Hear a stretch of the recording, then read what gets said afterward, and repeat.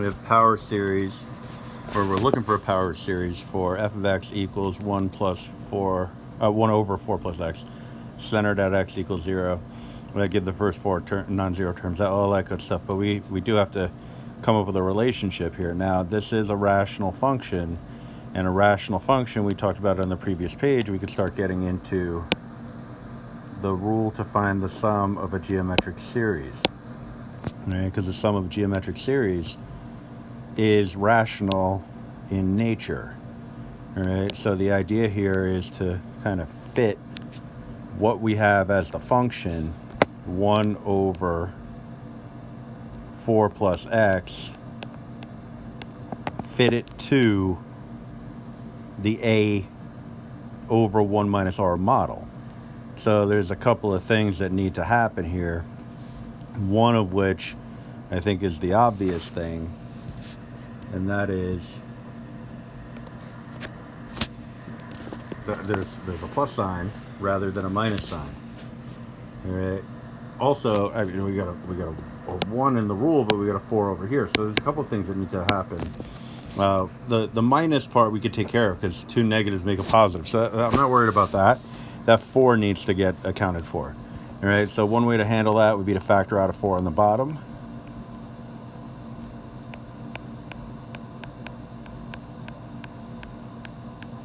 All right. So that 4 on the bottom, you can look at that as a 4 over a 1.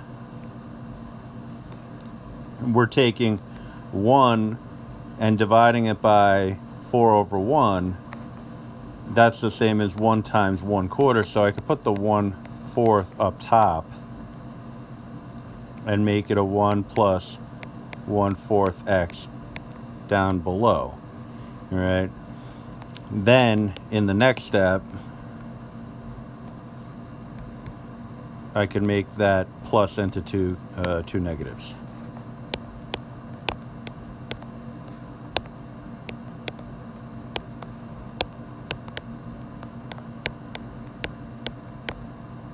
All right. Throw a set of parentheses around this, and now we have it in the appropriate form. I mean, it took a little doing. And, you know, some people could do this a little quicker than others. You know, you do it in your head. If you can, that's great. If not, then, you know, you take this procedural approach like I just did. All right. So I'm going to have now a sum from n equals 1 to infinity. The a sub 1 is 1/4. The r value is a negative 1/4 x. All right, and we have the n minus 1 power. All right. So if we were to follow the rule, if we were given this, what I just wrote here in black, as the problem, and we were to follow the rule, recognizing this as a geometric series, or having a model of a geometric series, then you could say, oh, well, it looks like we're in pretty good shape, you know? So there's that. All right. Give the first 4 non-zero terms and the general term. All right. So, well, we would need the first 4 non-zero terms. So let's go down that road.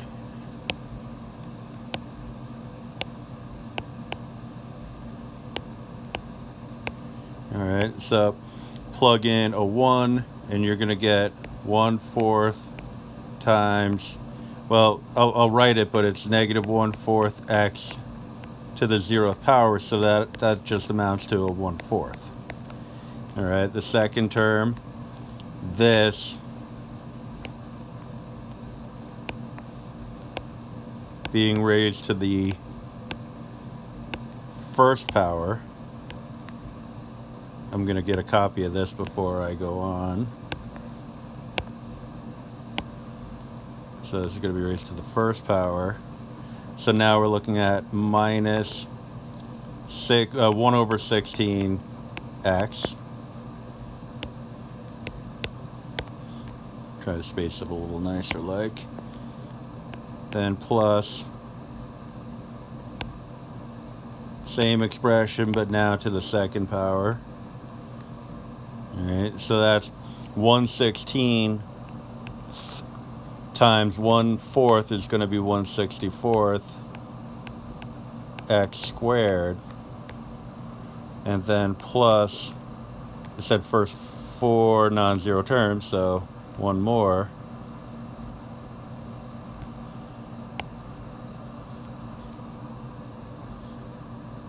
So that's going to go to the third power.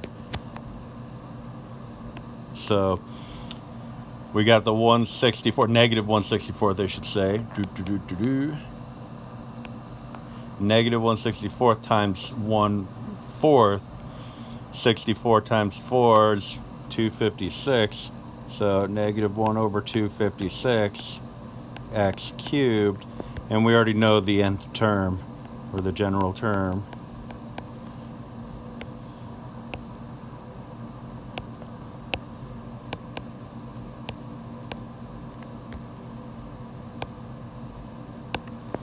Yeah. So we took care of that. Now we want to know for what values of x does your series converge to f of x. All right. Well, we know that, and you know, I have this blurb stated a bunch of different places, but it's going to converge. It's going to diverge if the r value, the absolute r value, is greater than or equal to 1. If the absolute r value is between 0 and 1, then you're good to go. All right. So for convergence,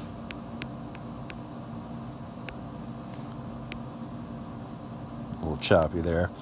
We have 0 less than the absolute value of r, but the absolute value of r is 1/4 x, which is in turn less than 1. But again, we only care about this part of it because we're looking at the non-negative stuff. All right, so negative 1 less than negative 1/4 x, and that would be less than a 1. All right, so then I'm going to multiply everything by a -4, and you'll get 4 greater than x greater than -4.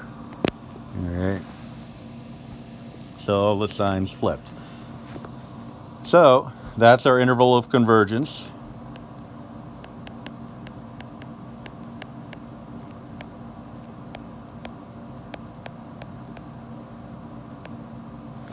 All right, if we needed to know the center of convergence, we just split that right down the middle. It would be 0, the radius would be 4. They didn't ask for that, so we're good to go. Right.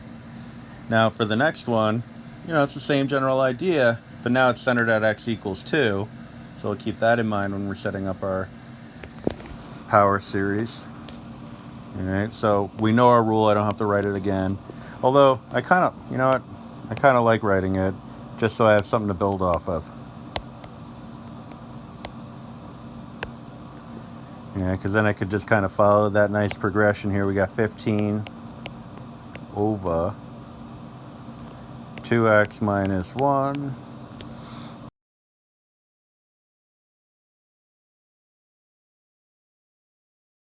Okay, so now something else we have to account for, or something that we have to account for, is that it has to be centered around x equals 2. We have it centered around x equals 0, right? There's the implied 2 parentheses x minus 0, close parentheses, minus 1, all right?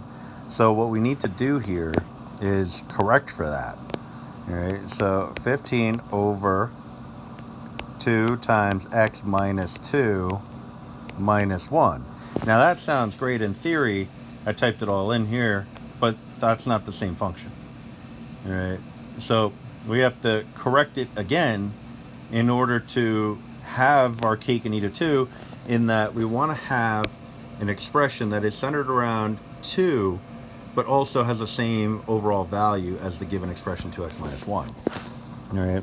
So this is the same as if I distribute 2x minus 4 minus a 1. All right, so 2x, that would be minus 5. All right, that's obviously not 2x minus 1. So what I can do is add 4 to that. All right, which really means that I'm adding 4 up here. All right, so I'd be looking at 15 over 2 parentheses x minus 2 plus 3. All right. So that's equivalent to 2x minus 1. So let me just show you. I'm going to make a little adjustment here.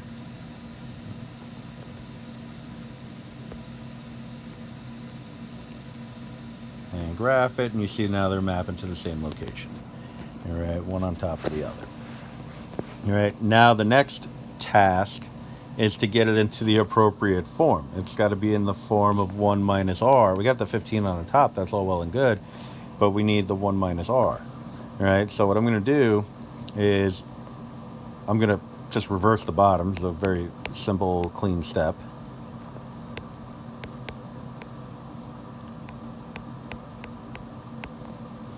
All right, but then I'm going to divide top and bottom by 3. All right, because it's not the easiest thing in the world to manipulate these expressions, but once you kind of get a handle on what you're trying to do, it gets easier and easier. All right, the progression is, first, I think anyway, get that 3 to become a 1. How do we do that? Divide each term by 3. So divide each term by 3. So we now have 5 over 1. Now, next step in the process, that plus should become a minus negative.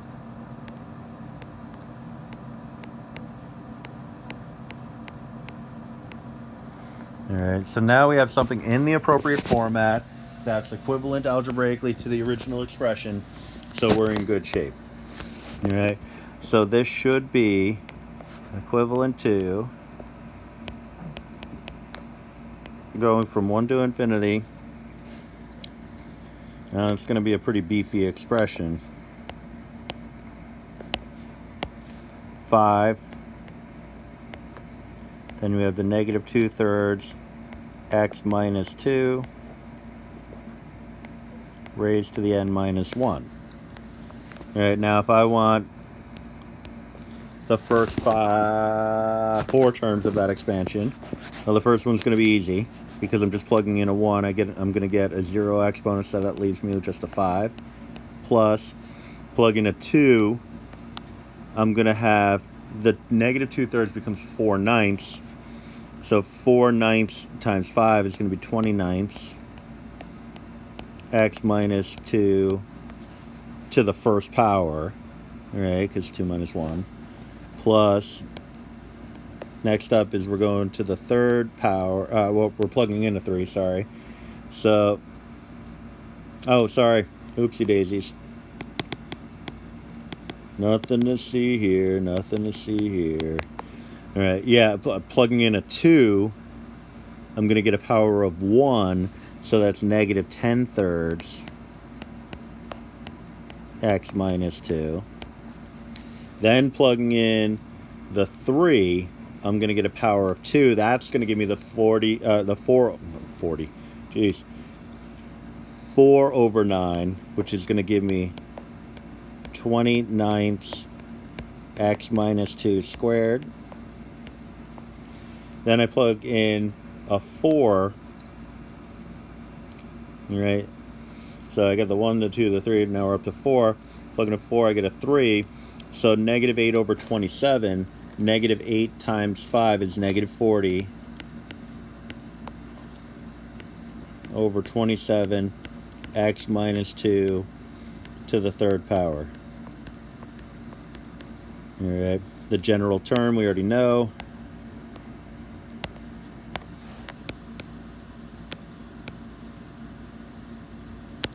All right, now we're just looking for the interval of convergence. Steal some work here and probably delete almost all of it. Negative 2/3 x minus 2 is what goes in the inequality, absolute inequality.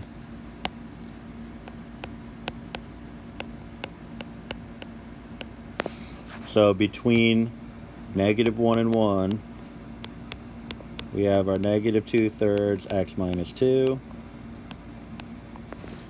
All right, I'm going to multiply everything by 3/2. Negative 3/2, I should say. So 3 over 2 greater than x minus 2, greater than negative 3/2.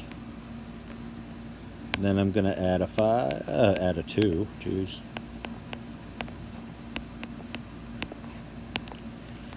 So that's 2 over 2 added to 3 over 2 is going to give me the 5 over 2.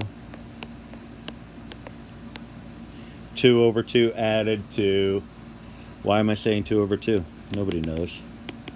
It's been a long week. It's the number 2, which would be 4 over 2.